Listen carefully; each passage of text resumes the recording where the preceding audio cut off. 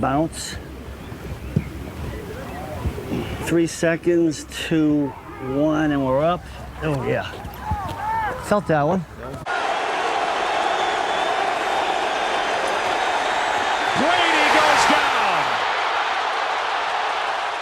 Boom! Since you casuals want to talk all day about one roughing the passer call, let's talk about defense.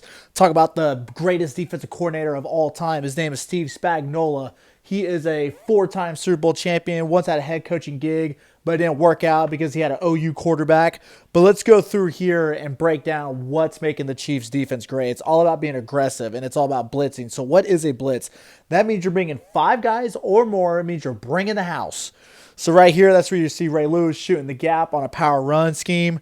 That's where you see teams bring the heat to cause pressure on the quarterback, cause a bad throw. It can lead to turnovers. Or, the simple one that we're all going to think of is getting home, sacking the quarterback, getting a strip sacked. Just all the above. If you get home, great things are happening to you. So starting off with the blitz party. Here we're going to go over pressures, hurries, strip sacks, tackle for losses at the end of it. But right here, one thing I pay attention to, where are the safeties? Chiefs are normally going to too high safety look, so they can rotate them down. They can those safeties can replace nickel corners blitzing. So it's a common theme you're going to see here. But another pretty common theme is a bear front. So once I get the other camera angle going, that's where you're going to see what a bear front is. What it is that every lineman is covered. It really means your center and your 2 guards, but here Chiefs always branch out to also the tackles too. So here I took out the tight end and the running back so you can see the equation better. So anytime you got a bear front, you're doing a 5-0 call. That means 5 1-on-1 blocks across the board. So as a quarterback, you got to know if those 5 guys come, anybody extra, inside the box, that's the 2 slot corners and the Mike linebacker, you're going to be hot. That means they're not being accounted for in the blocking equation. So right here, you're going to see George Karlaftis on the left side. He's your left defensive end from our angle. He's going to drop back. But since the line is not accounting for the nickel blitzing, he's not part of their equation. So that's where CJ Stroud's got to know he's hot. And he does the right thing. He gets the ball out quick, but because of the pressure, the timing's not good enough. So that's why, if you didn't get the sack or a tackle for loss, as long as you're causing chaos, it could still lead to an incompletion, and that's ultimately what you want. So Chiefs today, or that day, had 8 sacks. To send defensive backs at the quarterback, 3rd and 8. Nobody does it more than Spagnuolo. Here's Jones. There's a sack.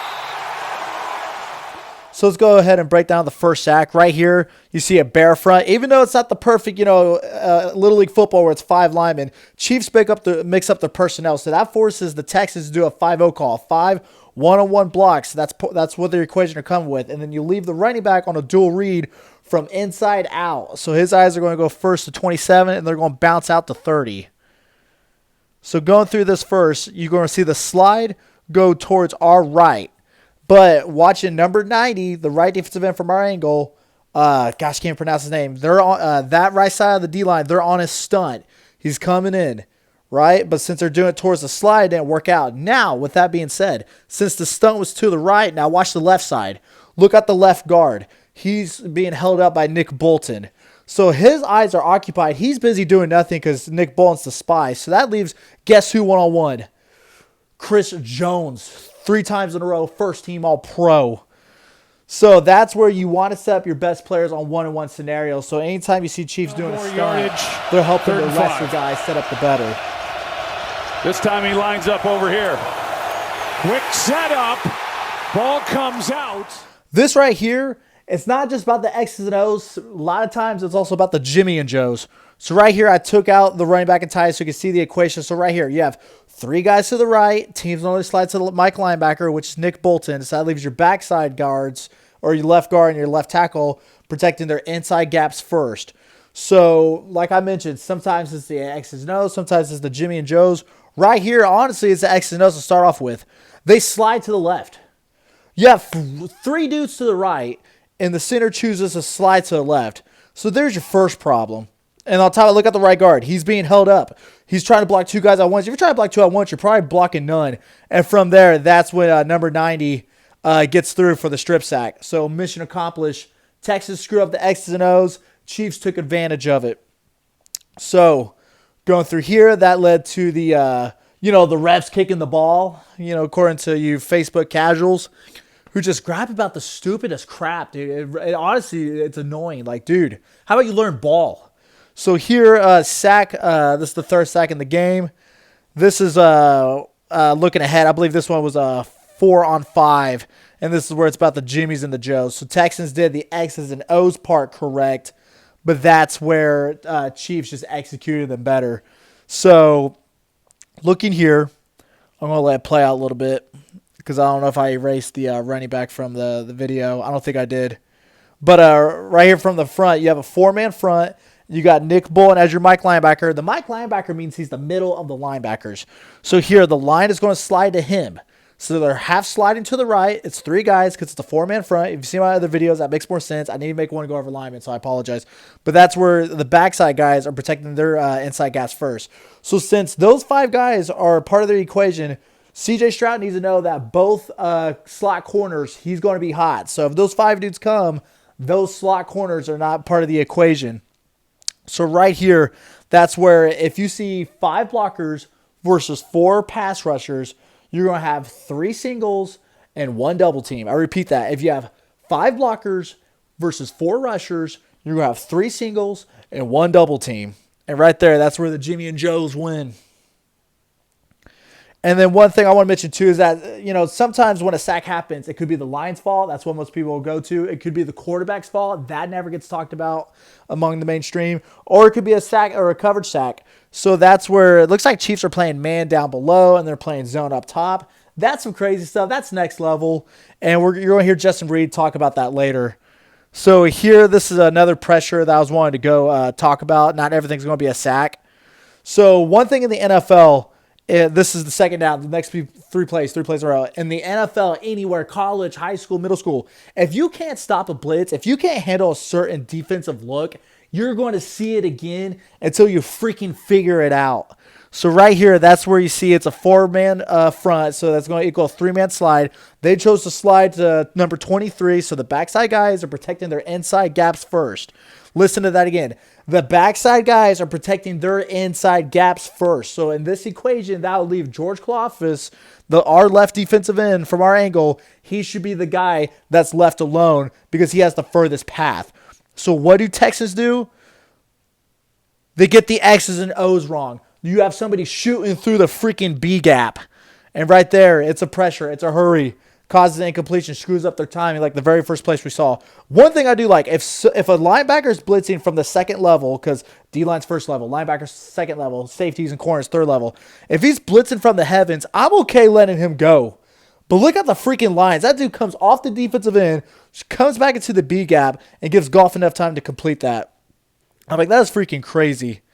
But right here, if you can't figure out a blitz, if you can't hit off front, you will see it again. Very next play. When some of the looks, some of the pressures you guys bring, who's pressuring.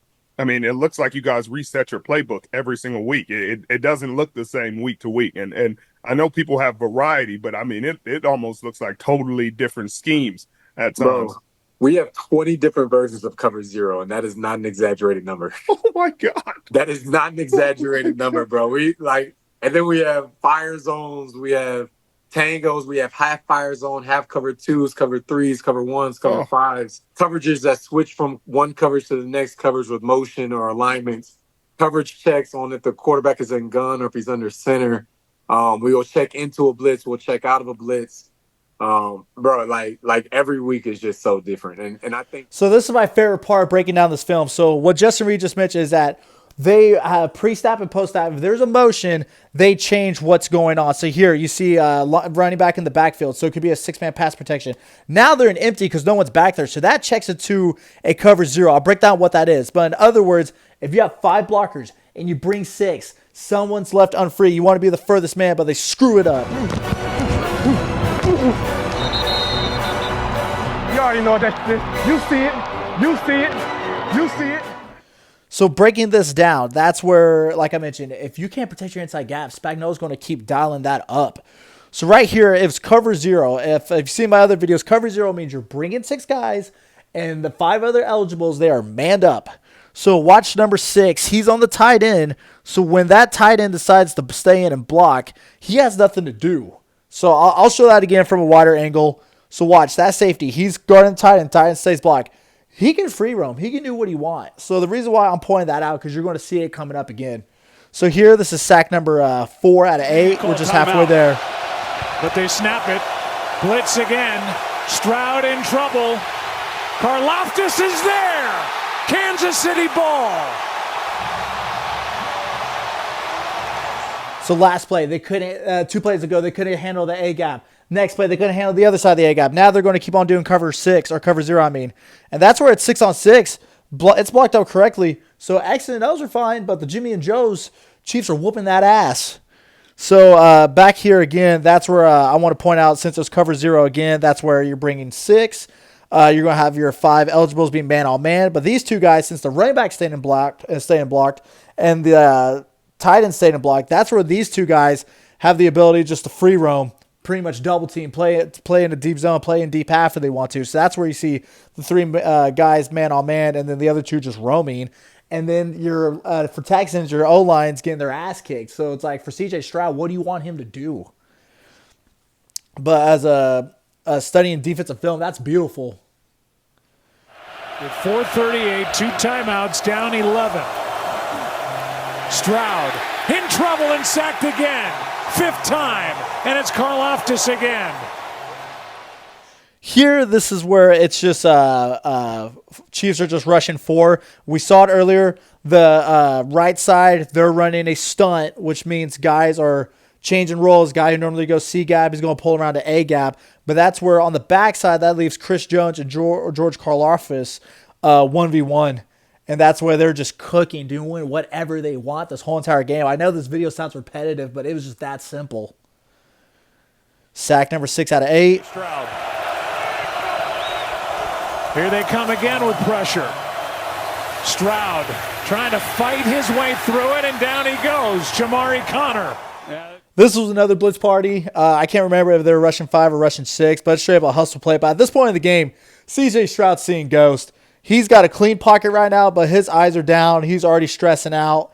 And then that's where he just starts to scramble a bit too early. And that's where it's just hustle points for Chiefs.